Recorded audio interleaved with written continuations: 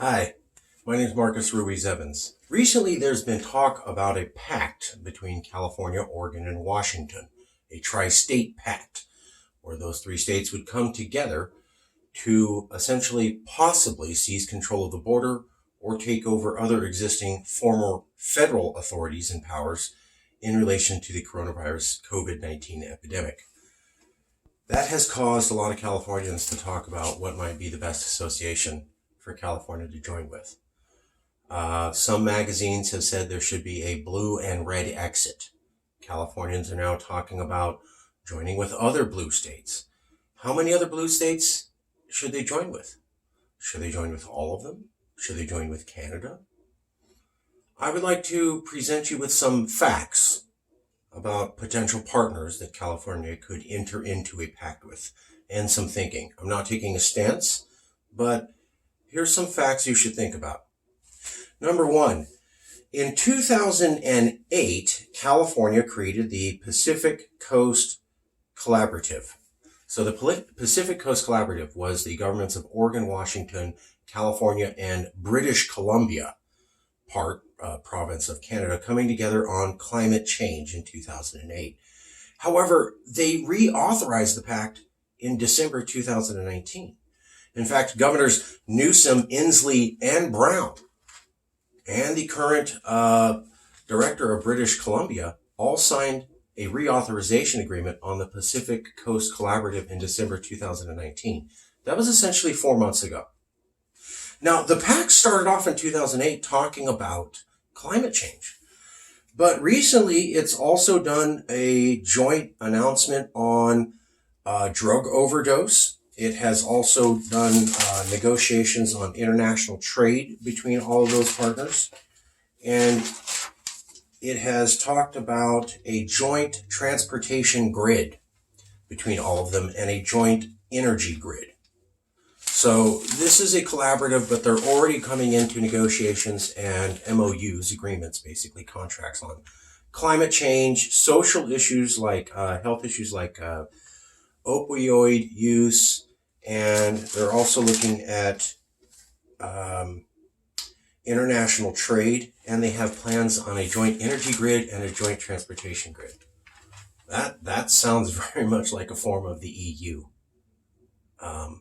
Now, no one's talked about secession, but this group got started in 2008. It has lasted 10 years, and it was reauthorized 4 months ago, and includes essentially everybody who was just part of the pact Governor Newsom signed recently. The only person missing is the British Columbia Premier, the person in charge of that government. Now, here's the interesting thing. The reason that Oregon and California and Washington formed the COVID-19 pact was that basically the West Coast is an air corridor. It's one long north-south region. And then stopped here is the Rocky Mountains. So there's kind of this valley that goes from San Diego, Baja, all through Oregon, the Seattle, Tacoma area into British Columbia. And there's one mountain range that kind of covers the whole thing, the Cascades going into the Rockies. Because they're so high, they basically create a separate air corridor here. Now, when the governments were looking at climate change, British Columbia, Oregon, Washington, California already realized that they were essentially one air corridor. Because of the Rocky Mountains, Cascade Mountains, they were basically cut off from the rest of the continent, and they were basically open to the Pacific. So it would be better if they negotiated with Asian countries as a collective, because they had no control over the air over the ocean, things blowing in, and transportation. And they were also in an air corridor cut off from the rest of the Canadian continent and the American continent. But within them, because of the way geography was, air traveled up and down very easily. Railroad, roads, seaport transportation, very easy north and south. Very difficult going up and into the Rockies, over the Rockies for a large amount of time, and then back down into America. So they realized with climate change, it was a lot easier for them to coordinate transportation, moving to green transportation within them, and controlling the air in their region. And because it was a separate air corridor region, cut off effectively from the Rocky Mountains from the rest of America, and then also buttressed or right up against the Pacific. So they realized that looking at the geography of the land, that if you wanted to control the air and improve the air quality, you had to work together in this region. Well, now we have a new pact, 2020, 12 years later, where they're saying they need to control the air and the transportation so that coronavirus doesn't spread throughout the air. And they're worried about controlling the borders and controlling the transportation system, air transportation, railroad, seaports, etc.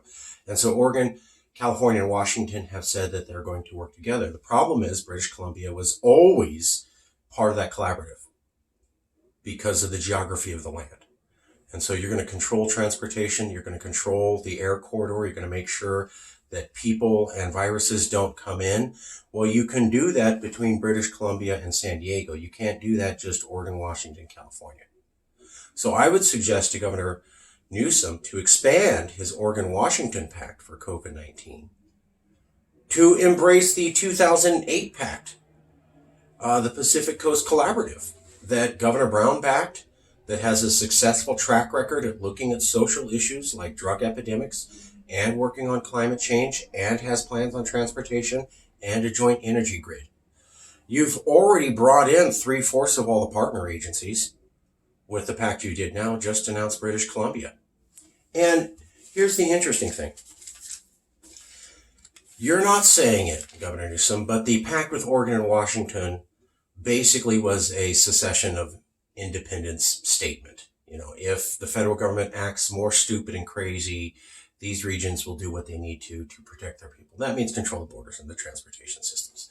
You know, this was in the guise of a debate with the American president about him reopening the economy, meaning that he could reauthorize airlines for transportation because that's controlled by the federal government, sea transportation because that's controlled by the federal government, the ports, the railroad system or access on it is controlled by the federal government, and the freeway system is also controlled by the federal government. So if the federal government allowed transportation on those 4 forms of transportation, then California, Oregon, and Washington would have to stop that to protect their people, basically blocking interstate commerce and taking over control over 4 types of federal oversight on infrastructure. If you're doing that, that's essentially secession.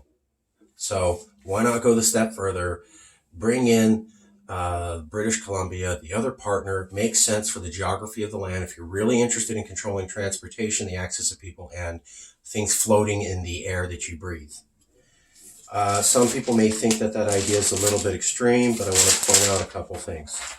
One, Christy Clark in December 3rd, 2015. December 3rd, 2015. That's only a few years ago. Christy Clark was the premier in charge of British Columbia.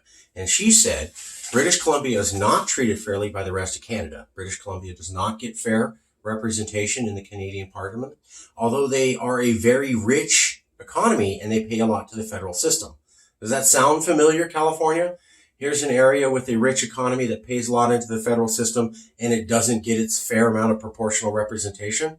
Yes, the person running British Columbia in December 3rd, 2015, Christy Clark, said the same thing about them.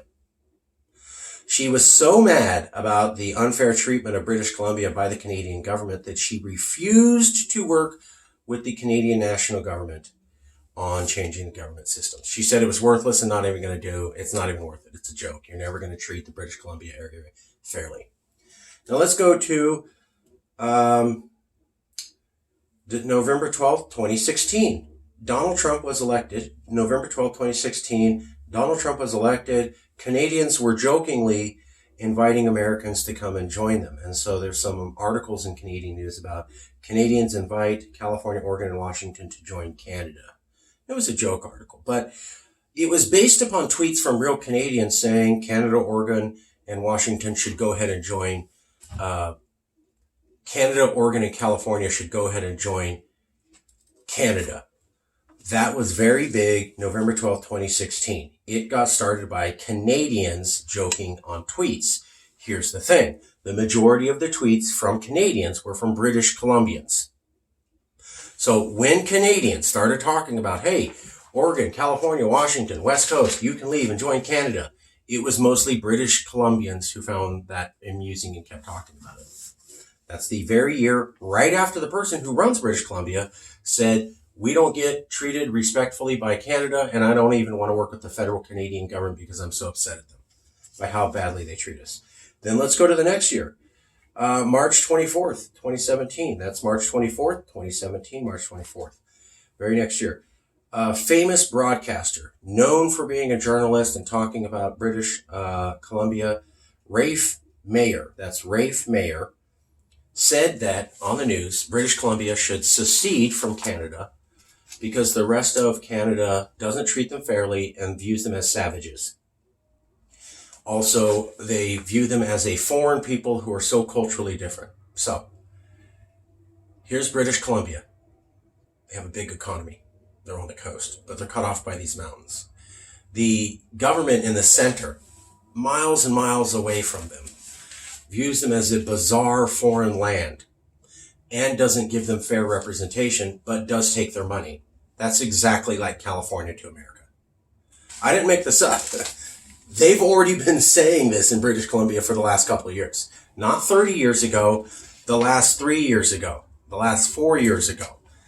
The top reporter in the area said, let's secede. The political leader of the region said, I don't think we're getting a fair deal here. And just to point out, in 1936, British Columbia did try to secede. So in 1936, they full-blown were trying to do that. So let's expand that Pacific Coast Collaborative that Governor Newsom reauthorized in December 2019, 3 to 4 months ago. It has a good track record. It's worked for 10 years. It makes sense if you're actually going to try and control transportation and air, which we need to do now. And we've already done it. And they did move into health emergencies. They did a thing on opioid epidemics. They didn't have to do that. And they issued a communique on trade. The thing started out with climate change, but they quickly merged into other areas. Why can't they make border control and health another one? We also know the British Columbian people want to, they are interested in leaving. Now, some people may say, hey, Mark, that's not such a good idea. Sorry, it got hot here in Fresno. Why not join as big a confederation as possible? If California's going to leave, why don't we join every possible blue state that's willing to join us? Go big. And, wouldn't that be best? And aren't we all really just liberals upset at conservative America? No and no. Here's why. So, New Republic, March 9th, 2017. March 9th, 2017, New Republic had an article called Blue Exit by Kevin Baker. Newsweek, February 12th, 2020. Newsweek, February 12th, 2020, had an article saying conscious uncoupling by Mark Joseph. And then November 14th, 2018, New York Magazine had an article, maybe it's time for America to split. So in the New Republic, in Newsweek, in New York Magazine, from 2017 to 2020, 2018, you have major magazines saying there's obviously political division, so California should join with other blue left states and form coalitions. Some were saying join Canada. Some were saying join any other blue state you can. And if you can join Canada, great. If you can take parts of Canada, great. Join Canada, join as many blue states as you can, or just join a confederation of blue states. That's what they all suggested. But I want to point something out here. 2013. California, under Governor Brown, because the Pacific Coast Collaborative worked so well in 2008, Governor Brown tried to expand that in 2013 with the Western Climate Initiative. Now, this had California, Oregon, and Washington, but they said, hey, let's expand it. Let's add more states like Montana, Arizona, Utah, New Mexico, and then let's add more provinces like Manitoba, Ontario, Quebec. So California, Oregon, Washington said, hey, we did a good job in 2008. Let's go even bigger. Bigger's better, right? 2013, they said that. Western Climate Initiative. They added 4 more American states. And they added 3 more Canadian provinces, almost doubling the size of the thing. Well, it totally failed. So they tried to get that up off the ground in 2013. They could never make it work. So tried that in 2013. A lot of talk about that for a couple of years, and then basically the whole thing fell apart. Only Canada stayed, and I think one or two provinces of, only California and one or two provinces of Canada, so I'm going to keep doing that, were part of the initiative. All of the other states backed out, and half of the Canadian provinces backed out. And part of the reason was they weren't like California, Oregon, and Washington. Those were conservative states they asked to join, and their economies were based upon resources, whereas Seattle and Portland and LA to the Bay is based upon service economy. And so you were bringing people in who fundamentally had a different culture, had different politics, and had a different economy to make this giant collaborative work, and it completely failed within a few years. Now, if you were looking at this in 2013, you would have thought this is going to work. It's going to be the best thing ever. It fell apart a few years later, but for 2013, 2014, everybody's talking about this is the greatest thing ever. 2016, 2017, it's clear it's dead in the water. Meanwhile, the Pacific Coast Collaborative keeps moving along with just British Columbia, Oregon, and Washington, and it starts doing even more stuff. So Western Climate Initiative gets super big, a lot of hype for a few years, completely fails. Pacific Coast Collaborative, not as much hype, keeps going. Adds new details, adds new details, adds new details, keeps moving. This thing fails, it's dropped. Years later, this one's going on, it's still going. Why? They only had a few partners. They only started on climate change. They said, we're going to have a few partners, we're going to focus on one thing. When that worked out, they said, how do you feel about focusing on another thing? And then another, and then another. But they asked, and they took time to gradually move into those things, and they kept the partnership small and specific. Here's another example, 2015. So right after California fails to get this regional Western climate initiative going, it says, oh, we're not done. We're going to try another big thing, working with many American states. So they try to have a 14-state group called the California Independent System Operator Regional Power Grid, where they wanted to merge the California Independent System Operator electric company with the Pacific Corp. So that would bring California, Oregon, and Washington online with Utah, Wyoming, Oregon, and Idaho, and a couple other states. And this would be a regional power grid. Well, that too failed. By 2018, that was voted down. So Brown proposed that in 2015. It got struck down in California by itself in 2018. And this was the second go big proposal by California, followed right after the Western Climate Initiative that failed. Same thing. They tried to get too many states involved. These people had different cultures, different economies, different issues that were concerned to them. And they were trying to do everything. And they just couldn't make it happen. Meanwhile, the Pacific Coast Collaborative keeps moving along and moving along. Remember, it just signed a deal reauthorizing everything in December 2019. So you have this 2013 behemoth fail for climate change, this 2015 behemoth for energy fail. And here's this few partners, specific objectives agreement keeps moving on past all of them. Well, that's not an isolated example. There's a thing called the European Union. Now, the European Union got started roughly in 1993. And that was called the European Community, and they merged their currency and tried to act like one nation. As basically everybody started talking about the EU early 90s. And then by 2020, they're talking about how the EU may be dead. So also in 2008 and 10, they were talking about how the EU may come apart, and it really looked like it was. So here's this EU. Everybody in Europe's in it. Giant organization made in 1993. By 2008, about 13, 14 years later, people aren't sure the thing's not going to rip itself apart. Fast forward to 2020, just 10 years later, they're again worried the whole thing's going to rip itself apart. So how stable is that thing?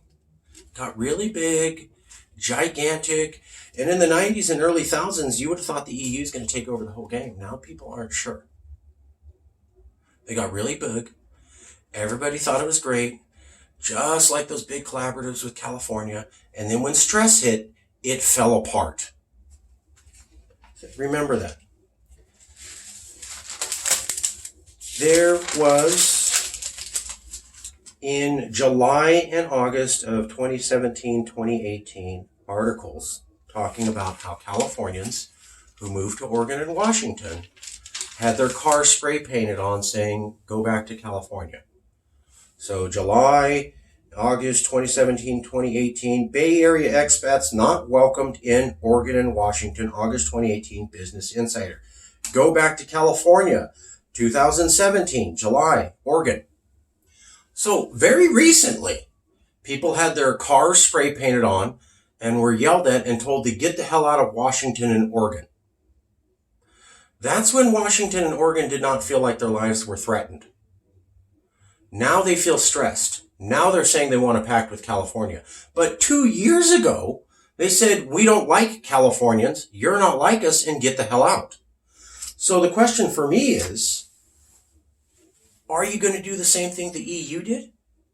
The EU went as big as it possibly could. They had all sorts of agreements. They grew so fast. So many countries on board. Grow, grow, grow. And then when a currency issue hit, they almost ripped themselves apart. And then when a health crisis hit, they quickly threw up their old national borders, and they may not even survive it. So what happens when this pact that California makes hits stress? And people who said, I don't like you, California, who were Oregonians and Oregonians and Washingtonians and people from Oregon and Washington, they feel stressed again. Or they return back to their original concepts of how they feel about Californians. Are we sure that in a stress test, these people are going to stand right by us? Compare that to California. We had smog, climate change, air quality, Vietnam War, Iraq War, the droughts, the brownouts, climate change. I mean, Californians have gone through many crises together, and they stayed together. So, fact, track record that California in a crisis sticks together. Fact, we have no track record with Oregon and Washington in a stress case sticking together. Fact, other large impressive unions fall apart when they're under stress. Things to consider. And this is the thing, the EU is no longer thought of as well as it used to be.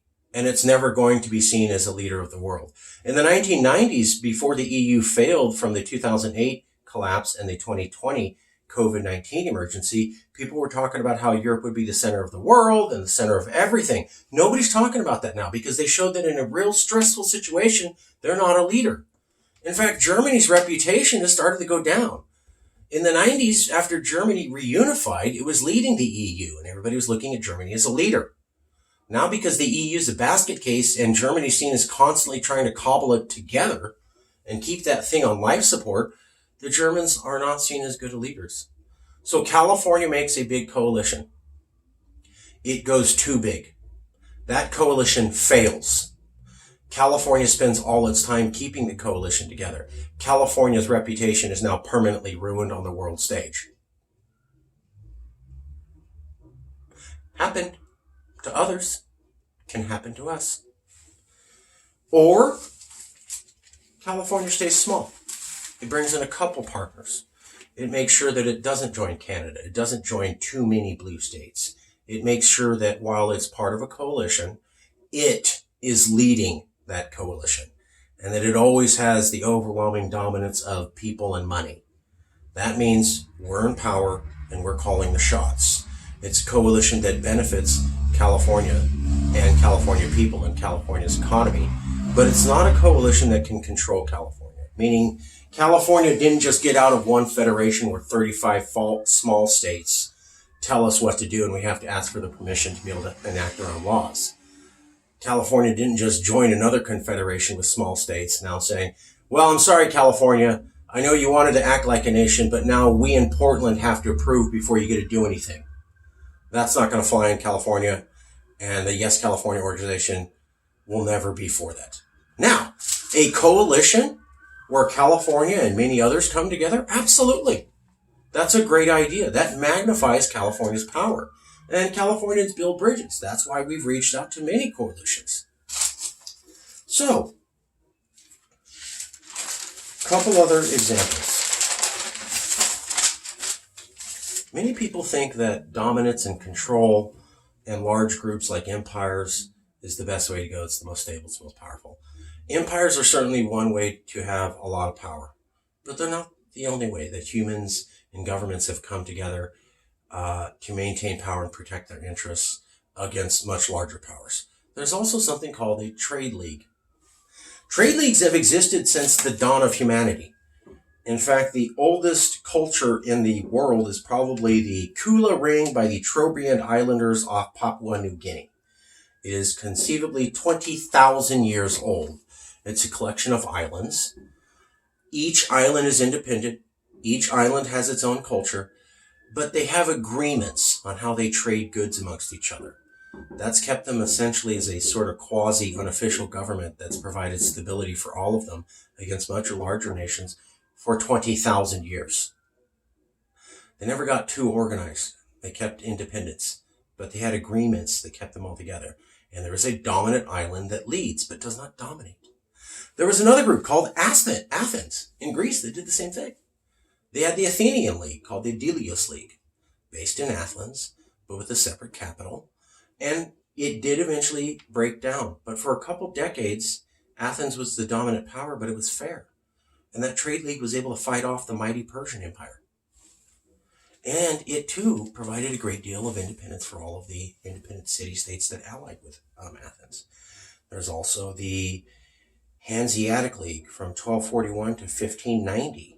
That went from Estonia all the way down to Germany and England. Also peaceful, also independent city-states, also involved many independent nations and governments that kept their independence, but again, had certain agreements they worked to. And that lasted for centuries. And finally, there's the EU Coal and Steel Community. Now, this is my favorite story. The European Union started as the EU Coal and Steel Community. That started in 1951, and it went to 2002. Basically, 48 years, half a century. Now, let's take a look at the European Community. That started in 1993. It almost collapsed in 2008, and then it almost collapsed again recently. So here's the European Coal and Steel Community, which only had a few European countries and was focused on one or three things. That lasted 48 years. Then there's the much larger European community that tried to get everyone involved and talk about everything, and it almost collapsed 12 years later, and then almost collapsed another 10 years later. And after being around for about 25 years, people don't even know if it's going to make it any longer. Versus the European Coal and Steel Community. It lasted twice as long already. Involved fewer players on specific issues. And so that's when I come back to the Pacific Coast Collaborative. It's existence since 2008. It's worked on climate change. They have a regional transportation plan, a regional energy plan. They have worked on social issues like drug use, and they've also worked on international trade. Compare that to the Western States Collaborative, or the Western Regional Grid, where California tried to bring in all sorts of other states. And it just fell apart because they couldn't get everybody to agree. And consider that big coalitions, when they fail, you're spending all your time just dealing with drama. Angela Merkel looked like a world leader when Germany was ascended. When the EU was collapsing and Germany had linked its dollars to the EU so intimately that you could not allow the EU to fail without taking Germany down, Angela Merkel spent all her time and dime just keeping the EU afloat. And Germany's reputation has suffered for it. So pacts are good. Coalitions are good. Small, where you are the dominant power on a few things with only a few partners. Think in and out, not Jack in the Box. That seems to have worked for California better than anything California has done. And that seems to work looking at all human history. So something to consider with pacts. We should expand the Pacific Coast Collaborative to include British Columbia and to seize the border and begin to look at that as possibly a government that may have to be called into being quickly. In fact, they should all look at seceding together. Bringing BC in gives this effort an international scene view. When California declared that it was forming a pact with Oregon and Washington to stand up to federal authority recently, the entire world talked about that. They knew that that was a sign of secession. Bringing in British Columbia, another part of a separate country, into this says, wow, they're really looking to be an international nation, which if you want to be successful surviving on your own, that's the thing you have to do. BC is part of the air corridor. BC is part of the best collaborative California's ever had, and BC would give California a international standing that it is definitely trying to stand up as a nation. It could go bigger and be controlled and end up in the same situation where a culture with way more people than it has outvotes it and views it as a strange, far-off land. Something to consider.